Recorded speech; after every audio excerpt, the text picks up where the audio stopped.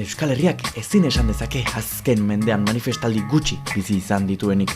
Urtean zehar milaka egiten dira Euskal Herri guztian, eta milioika dira guztiak batuz bertan parte hartzen dutenak.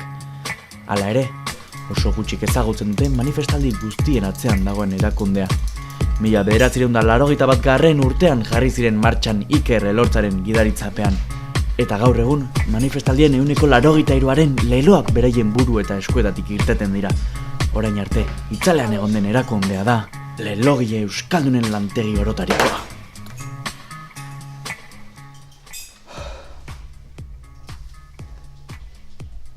Itsasoko Gazte Asanbladak ostiralerako manifestaldi bat antolatu du.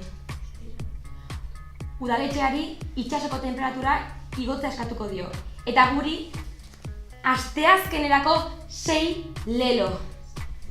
6 lelo. Bale, eskari entzun da! Askotan, egitaldia baino 2 egun lehenagorako egiten dituzte eskariak unea iristerako ongi memorizatuta izan ditzaten.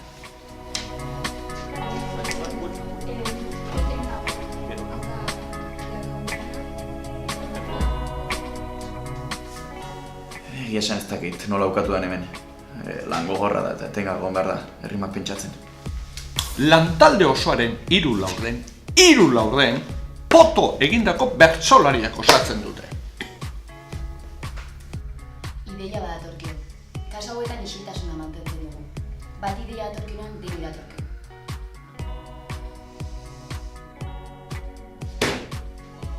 Denona gaura! Igo temperatura!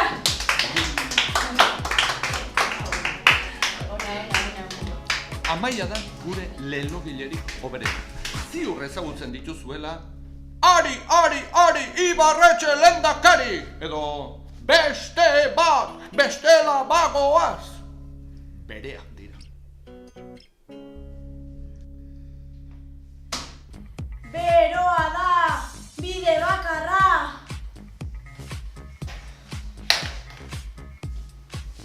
Askotan iraganeko arrakastaren batean estankatuta geratzen gara. Paraleloaren gaitza deitzen diogu. Kasu horretan gure lelogilei burura datokien lehen hitza ozten esateko eskatzen diegu.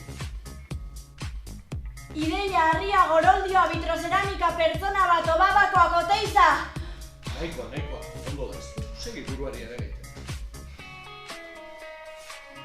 Epe laburrerako eskari bat jasotzen dugunean astoratu xamarri biltzen gara.